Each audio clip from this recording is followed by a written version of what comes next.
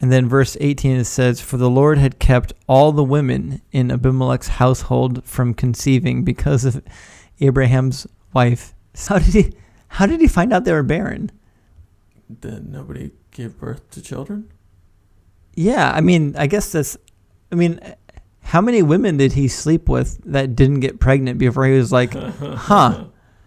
So I don't know how much to make of this, but it's interesting that God seemingly put every woman on the pill. I mean, they were apparently still having sex, but the semen was not getting with the egg, or however babies are made. Yeah, that's a good point. Is the Bible makes large statements like God prevented somebody from conceiving and things like that, but it lacks a fundamental understanding of how conception works. Mm-hmm. It's like we know how conception works. So when we hear that God prevented them from conceiving, we're like, but how? Mm-hmm. Was Abimelech's semen storage dried up? Did all the women just stop dropping eggs? Like, what was it? What was the thing? Mm-hmm.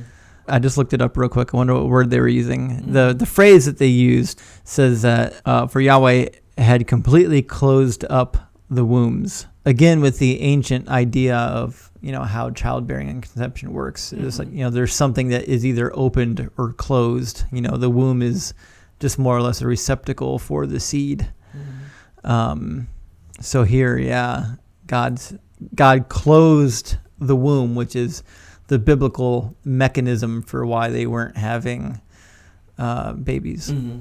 There is an idea in the Bible that all of the lineage of a person is inside the sperm of a man. So, for example, when it talks about the greatness of Melchizedek, it says,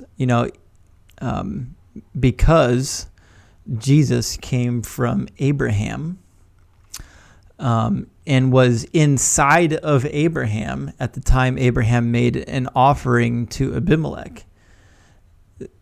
Hebrews is stating that it was such a great sign that Abraham made an offering to Abimelech. Abimelech must have been really special because both Abraham and Jesus were technically giving an offering to Abimelech.